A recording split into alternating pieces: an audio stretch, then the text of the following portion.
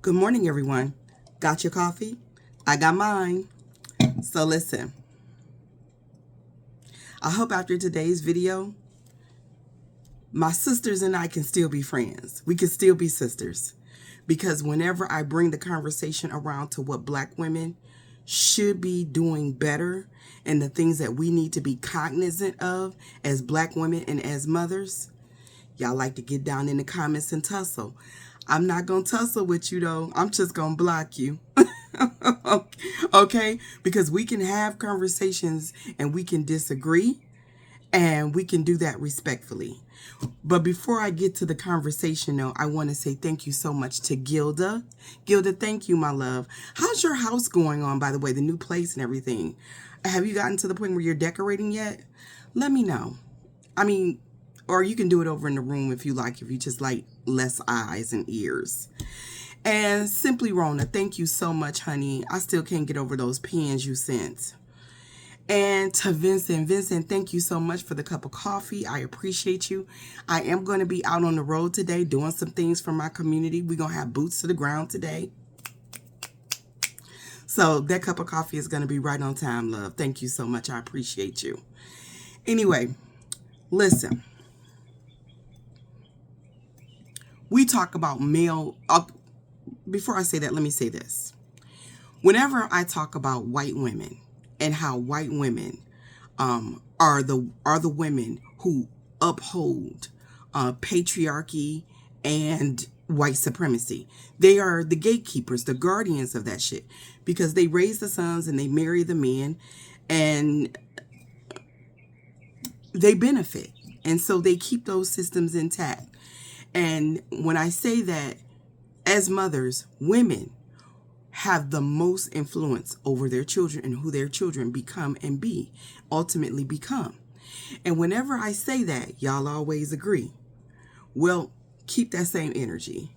Keep that same energy, boo-boo, because we're going to talk about it just from the Black woman's perspective. And we're going to talk a little bit about male-centered women, because we have a lot of them in our community. Listen, a male-centered woman prioritizes men and masculine perspectives, often to her own detriment.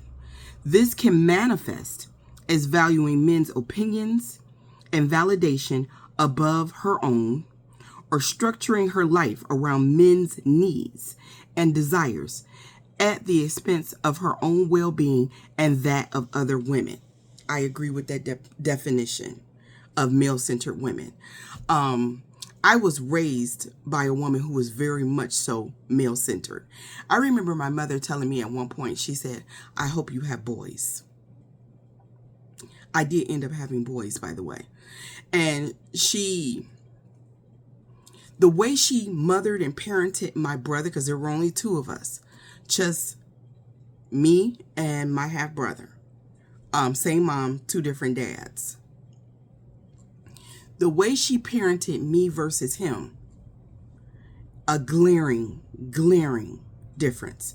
They still have a relationship to this day. And then her mother, who had a lot of kids, we'll just say half boys, half girls.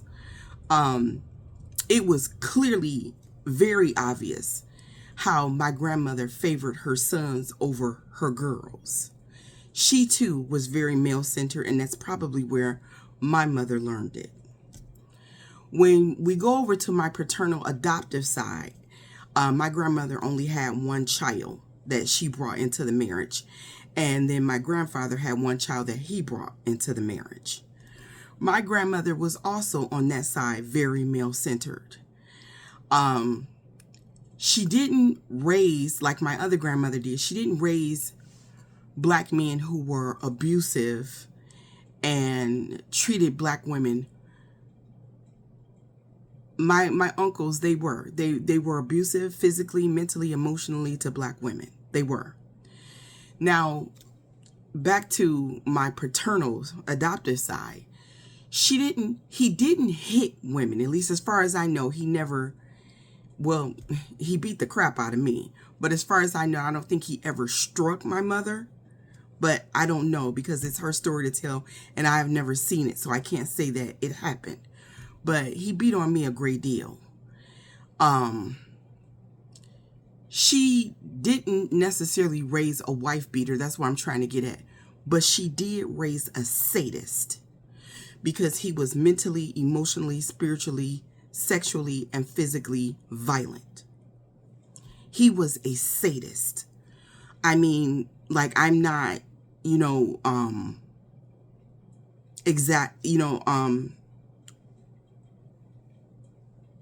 I'm not being, he's a whole sadist. You know what I'm saying? That's the truth. I'm not exaggerating here. A sadist. If you look up the word sadist, read that definition, that is what that man is. And still is to this day, probably. I don't know how you not become a sadist, but he is a sadist and a masochist, as a matter of fact. They were both, he and my uncles, they were raised by male-centered women. Well, there's this viral video going on over on TikTok. I would imagine on all the social media platforms, but I saw it on TikTok. And there's this couple. If you know, you know. If not, just go look it up and put it in the search bar on one of these social media platforms, and you'll find the videos very easily. And there's a couple, and they're arguing. And what eventually ends up happening is that he ends up killing her. And then after some time, I believe he takes off in her vehicle. The police attempt to pull him over, where he dies by a self-inflicted gunshot. And this happened very recently. And read the comments of any one of those videos and listen to what Black women specifically are saying. What Black men in the comments are saying doesn't surprise me. It doesn't surprise me at all. Actually, what Black women are saying in the comments doesn't surprise me either. But if you're wondering how we raise so many of these men, this is when you all are going to try to turn it around on me and say, I'm blaming women. I'm not blaming women. I'm holding us responsible for the role that we play in turning out so many of these men. And we need to take responsibility and accountability for that. I've tried to have these conversations in the past with women, only for women to come at me like that and say, you're blaming women. I'm blaming the father who probably was not there. I'm blaming the father who did not set the right kind of example for his son of what a man should be. And I'm blaming male-centered women who become mothers and put all of their toxic ideology of what they think is manhood and masculinity onto their sons. And then we turn out these kinds of men. Now, don't get me wrong. White women do it too. All women do it. But I'm talking about Black women specifically because this platform is pro-Black, and Black people is who I care about when it comes to fixing our communities, doing better, and growing. But we can't grow. One thing I can tell you about being in therapy for so many years, we can't grow unless we're willing to admit that there are issues and face those issues. Growth comes from the telling of truth. I can tell you that. Well, anyway, people are blaming her for not leaving. People are blaming her for participating in the argument. People are blaming her for not taking his threat seriously. They are blaming everyone except the man who killed her. Now, of course, Black men like him don't want to blame him because they want to continue to have access to a victim pool. And they don't want women outgrowing this toxic need so many of us have for a man that we will even accept men like them.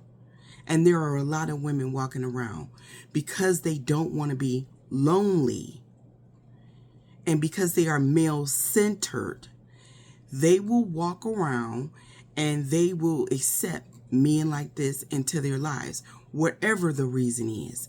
Men like this continue to talk women into accepting gutter men like them.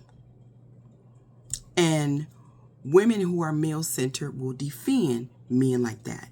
And one of the ways that they defend men like that is by blaming it on the woman and making it the woman's fault. How is it her fault? He killed her. He killed her. One black woman is killed by a black man in just America alone every 4.5 hours. This is something that we have to talk about. Hard conversations are hard for a reason, because people are not brave enough to deal with, face, and handle the truth. But we have to have these conversations about why it is we are raising up these kinds of men. One thing that the LGBTQ community has right is that we need to do away with gender roles. I'm not saying not call yourself a man or not call yourself a woman, but saying things like this color is for girls and that color is for boys, and girls wash dishes and cook and sons sit back and watch and be served. We have to stop that. We have to stop that.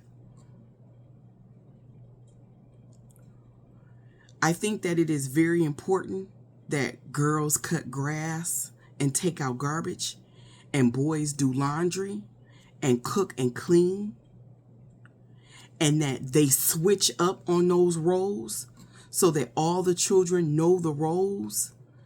That makes a household, a home go. When women go off to a job and we clock in and we do our 8 hours, and then we come home and then we start doing dishes, helping with homework, cleaning, doing the cooking, and then the husband, after he clocks out, comes home and sits down and doesn't participate in any of that. Those are assigned gender roles that are toxic, that we feed to our children. And whether we actually say the words or not, they get the messaging that the man is the head of the household. And as the head of the household, he doesn't have to do any of the things that make the household run except clock in and clock out.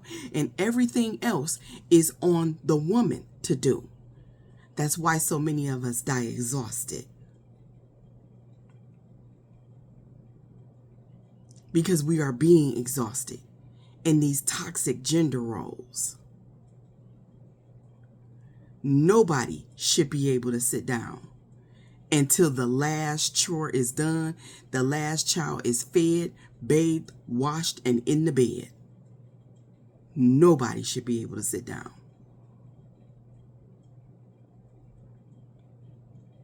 Centering men is internalized misogyny. Misogyny is a byproduct of white supremacy. It's a byproduct of white supremacy because white supremacy relies heavily upon caste and patriarchy. Who is at the top of patriarchy? White men are at the top of patriarchy. And in order for white men to stay on top of the patriarchy, white women have to hold them up. And that is how they participate in patriarchy, misogyny, and they internalize misogyny. And then the rest of us participate in it because we come along and we do the same thing to men in our communities. And that's one of the reasons why Black men feel like they are so entitled to control Black women.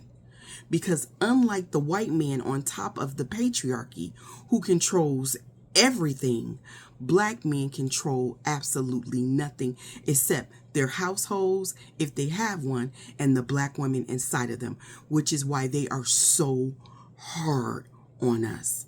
And they feel so entitled to tell us they don't like fake hair, and they don't like fake booties, and they don't like makeup,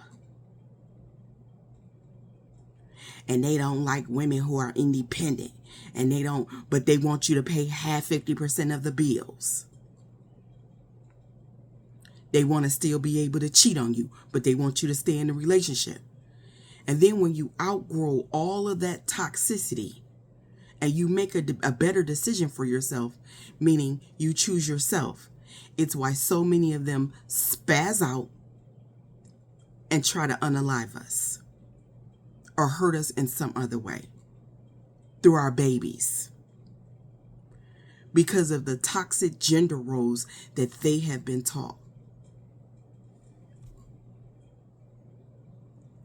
Male-centered women are why we are raising so many of those types of men. And if we're going to look at it, we got to look at it from every angle, and we got to do it honestly. A lot of us black women are single mothers. Not all of us, but a lot of us are single mothers for one reason or another. But one of the reasons why we are single mothers, a lot of us, not all of us, but a lot of us, is because we in some way are male-centered. Meaning at some point, we put some man's desires above that of our own. And we ended up being left with their kids. And because they desired after some point to no longer be fathers, we got stuck being single mothers. And then as single mothers, the only parent that is doing any actual parenting, and because we have not deconstructed from our male-centered points of view, standpoints, we raise these types of men. And like everything else, they are on a scale. They are the men who maybe think that they shouldn't give their wives anything for Mother's Day, but think they should get all the things for Father's Day. On up to women who actually betray other women and their own children for a man. The worst of the worst. These ideologies have to start being pointed out to us, because if we do not step back and take a real good look at ourselves and realize that this is what we are doing, we will continue to raise both male-centered women and men who have been centered. We have to do better. For the sake of our children and our community, we must do better. It's not all of us, but it's a lot of us. And we have to deprogram ourselves. Otherwise, this will remain an issue with us, and we will keep turning out men who hurt women as a result. Sometimes we do harm, and we don't know we're doing harm till it's too late. Let's fix ourselves. With that being said, that is all that I have for today. I hope you got something from it. If you would like to donate to the platform, I would certainly appreciate it. I will leave my Cash App, my Venmo, and the link to The Great Escape down in the comments. Do something nice for someone. Take care of your community. Like I said in yesterday's video, I know we can be challenging, but we are a traumatized people, and we need to center us so that we can heal from that trauma. Y'all have a good day.